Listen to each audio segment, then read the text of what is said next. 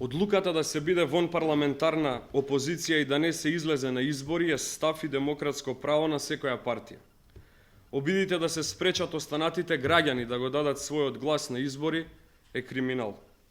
Деновиве сме сведоци на вакво срамно криминално делување на СДСМ, кој на сите начини се обидува да ја блокира работата на Државната изборна комисија и да не им дозволи на граѓаните да излезат на гласање на 5 јуни.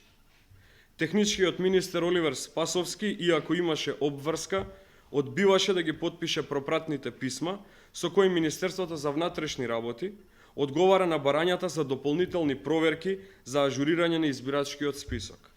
Неговите послушници во регионалните комисии на Министерството исто така се обидуваа на секаков начин да ја блокираат работата и проверките за кои имаа наредба. Генералниот секретар на Државната изборна комисија одбиваше да постапи по задачите кои му беа доделени од страна на комисијата. Единствено нешто што направи Добре Јанчев е вработувањето на Јанакије Витановски, поранешен пратеник на СДСМ, како прв човек во најчувствителниот сектор на Државната изборна комисија, одговорен за ажурирање на избирачкиот список. Ваквото однесување на СДСМ е недозволиво. Јавноста се увери дека измислените половина милион така наречени фантоми се огромна манипулација на Зоран Заев, со која се обидува да избега од изборите и да го покрие својот страф од најголемиот пораз кој го очекува. Јавноста виде дека меѓу измислените така наречени фантоми се најде и сестрата на Радмила Шекеринска, поранешните пратеници Јани Макрадули и Гордан Ѓоргиев, Фијат Цановски и неговиот син Сефер, како и ред други познати јавни личности. Ваквите лаги на СДСМ веќе не минуваат во јавноста. Граѓаните ја прочитаат деструктивната игра на Зоран Заев и неговите блиски соработници во раководството на партијата. На граѓаните им е доста од мрачни сценарија и од кризи. Граѓаните очекуваат одговорно однесување од страна на политичките субјекти.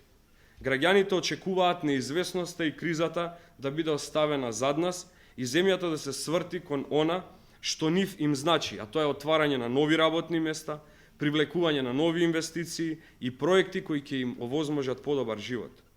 СДСМ веќе 5 месеци партиципира во владата.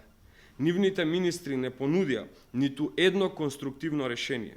Напротив, јавноста во овие месеци беше сведок дека зад нив остануваат само афери и скандали.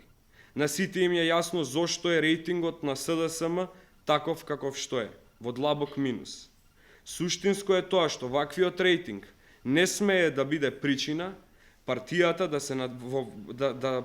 да се обиде да го оспори правото на останатите да се надпреваруваат во барање поддршка од граѓаните во фер и демократски изборен процес. Затоа го повикуваме СДСМ да престане со подземните игри и со креирањето кризи и тензии, го повикуваме СДСМ да излезе на избори, но доколку не го стори тоа, партијата не смее да го оспорува правото на мнозинството граѓани да излезат на избори и да одлучуваат за својата иднина. Благодарам.